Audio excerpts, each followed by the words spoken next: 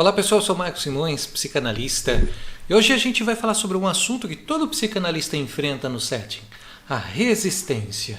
Vamos entender melhor o motivo pelo qual as pessoas têm essas resistências a falar de determinados assuntos, determinadas situações, e como essas resistências acabam interferindo na nossa vida, do nosso modo de viver. Além disso, nós também vamos explorar essa relação da resistência com alguns mecanismos de defesa. Claro que num contexto geral, mas para a gente poder entender que há uma correlação entre esses dois temas. Então bora falar sobre isso? Antes, já curta esse vídeo aqui, já compartilha com outras pessoas, já vai pensando aí por que você muitas vezes é resistente a falar de determinada coisa ou passar por determinada situação. Bora lá? Então roda a vinheta.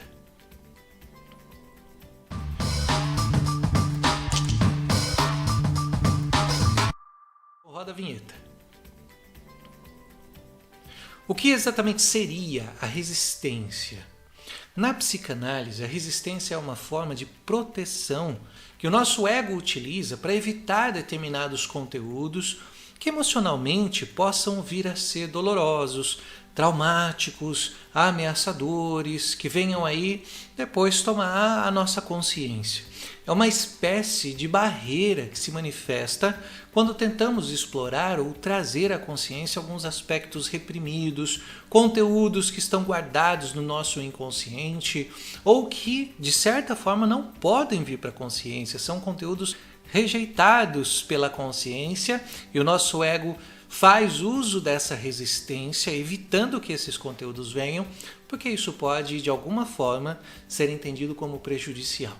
A resistência, ela pode se manifestar de diferentes modos, de diversas formas, como a evitação de certos pensamentos, sentimentos, memórias, o esquecimento de determinadas palavras, determinadas situações, de eventos que aconteceram. A interrupção do processo de análise mesmo é uma forma de resistência, especialmente quando a gente vai se aproximando de questões que são muito pesadas para aquela pessoa. Pesadas no sentido de trazer um grande sofrimento.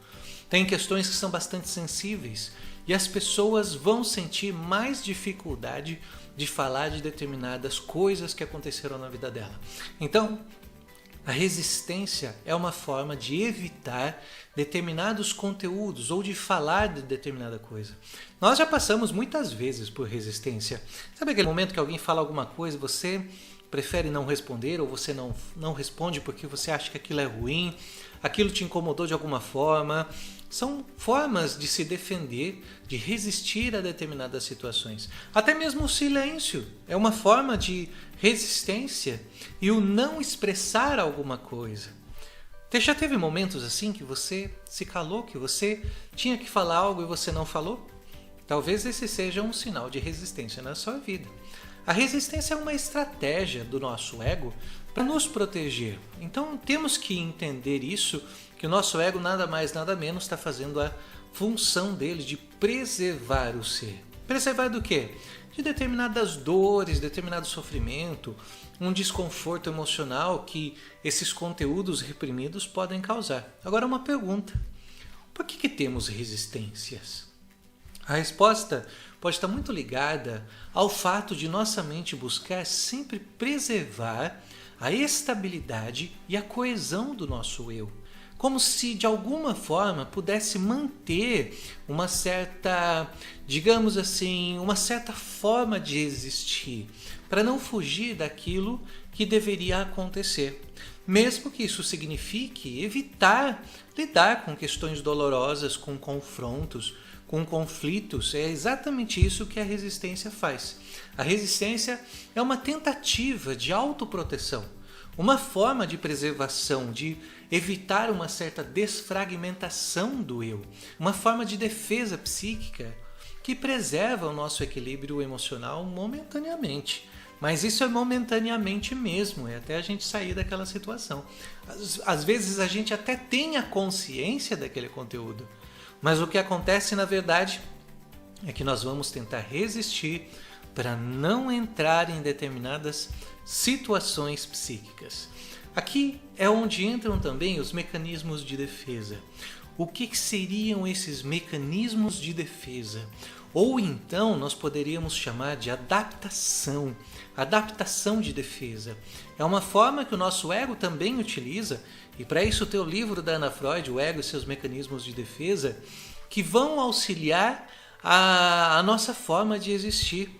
Os movimentos que nós fazemos em relação às defesas, ou o nosso ego faz, são estratégias que ele tem para que possamos lidar aí com emoções, com situações que nós passamos, com elementos que vamos vivendo e que, na verdade, isso também pode ser extremamente ruim, perturbador para a nossa mente. Por isso que existe essa relação entre as resistências e os mecanismos de defesa.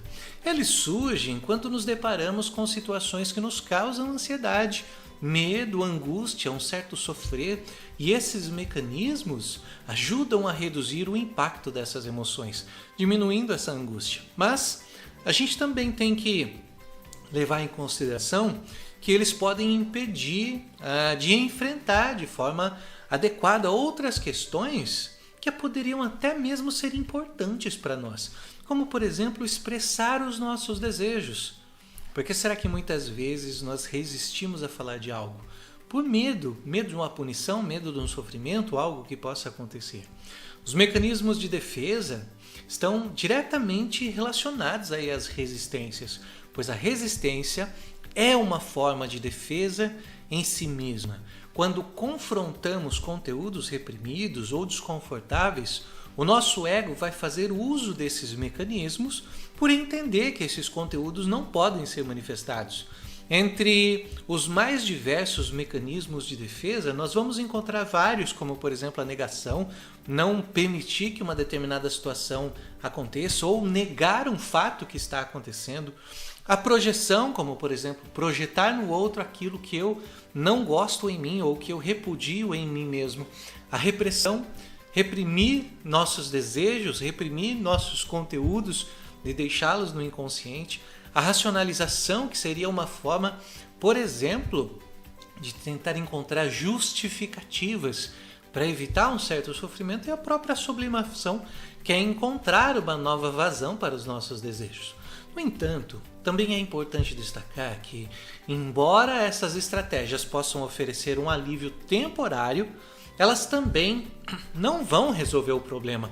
O problema vai continuar ali. É por isso que nós temos que vencer as nossas resistências.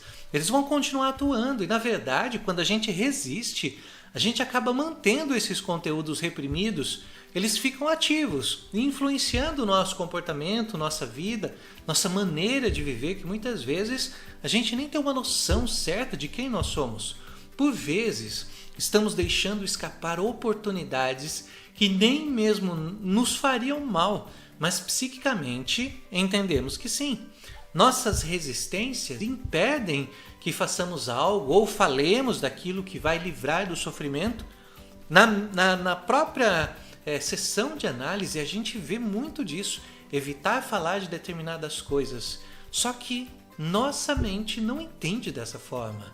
Nosso ego tem uma funcionalidade de evitar o sofrimento e a punição, mesmo que conscientemente a gente saiba que não vai ter nada disso, que não vai ter sofrimento, que nada vai nos punir. Nosso ego não tem essa percepção, sempre vai tentar nos defender para tentar preservar o eu. Enfrentar e compreender nossas resistências é um passo fundamental para que o processo de autoconhecimento, para que o nosso processo de crescimento pessoal possa acontecer. Quando a gente se permite explorar e compreender conteúdos reprimidos, como a gente se permite perceber por que a gente evita falar de determinadas coisas, por que a gente resiste a tal situação. E aqui a gente não fala só do sete analítico, não. Muitas outras situações, a gente abre um caminho para o nosso tratamento, para que a gente possa diminuir os nossos sintomas, para um amadurecimento emocional, para a construção de uma vida muito mais plena, muito mais autônoma, muito mais ligada a quem nós somos e aos nossos desejos. Então, com esse vídeo, eu espero ter ajudado de alguma forma você a compreender melhor, a esclarecer aí um conceito de resistência na psicanálise e essa relação que ela tem com os mecanismos de defesa. Então, sempre se lembre de que cada indivíduo é único e que a resistência pode se manifestar de diversas formas em cada pessoa. E a psicanálise oferece um caminho para que a gente possa explorar essas resistências e transformá-las aí em grandes oportunidades de crescimento, de conhecimento, de transformação pessoal. Entender as suas resistências e por que elas ocorrem é extremamente fundamental. Assim como é fundamental que um analista trabalhe com o seu analisando para que ele também vença suas resistências, trazendo à tona diversas situações que muitas vezes se nega em análise. E a partir daí sim não ter mais os sintomas, não ter mais as perturbações, as dores que se manifestam, especialmente no nosso corpo. Por isso que é tão importante entender das resistências e também entender o que elas causam na nossa vida. Gostou desse conteúdo? Já curte aqui, já compartilha com outras pessoas, traga seus comentários também. Em quais momentos você se vê mais resistente quando a gente fala de viver? Coloca aqui nos comentários para a gente saber também. Eu vou ficando por aqui, a gente se vê no próximo vídeo. Até mais!